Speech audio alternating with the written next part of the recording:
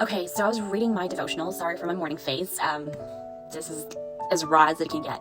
But I was doing my devotional from Ruth 2, and this verse spoke to me. Ruth 2, verse 22. It says, Naomi said to Ruth, her daughter-in-law, "It will be good for you, my daughter, to go with the women who work for him, because in someone else's field you might be harmed." Okay, so this is Naomi telling Ruth to basically go to the field of Boaz and be with the women who work for Boaz, because in someone else's field she might be harmed. And I feel like, wow, that speaks something. That is so profound, because when you meet a man that is so safe for you to be around with, that itself is already a huge thing. Because a lot of the times, what advice would you hear when you're seeing someone or you're dating someone and people are like, oh yeah, but you don't know for sure, like, if he's safe for you to be around with, so, you know, it's better for you to not, like, go be alone with this person, like, just make sure that it's a crowded place and everything. Like, if that's the advice that you're getting, then, you know, you kind of know that this person is somebody that probably is not safe for you to be around with. And not only that, like, his community actually is another important thing. Like, if you are left alone with his community, with his close friends or families,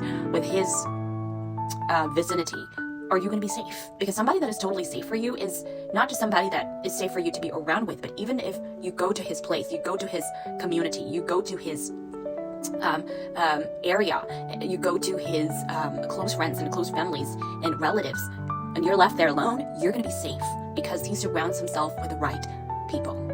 But, you know, if you're left with his friends and they're drunkards and alcoholics and drug dealers, then, you know, you're not going to be safe when you're left there alone. So I think it's like saying that it's not only important for you to be with someone that will make you feel safe and secured, but it's also important for you to be with someone that has a very safe and secured and protective community.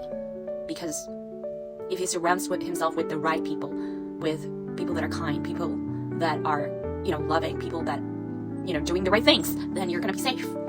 So yeah, I feel like that's a word for somebody out there. I don't know who, but don't just pick the right spouse. Make sure that you pick somebody that has the right community, that is surrounded by the right people, so that you can be safe.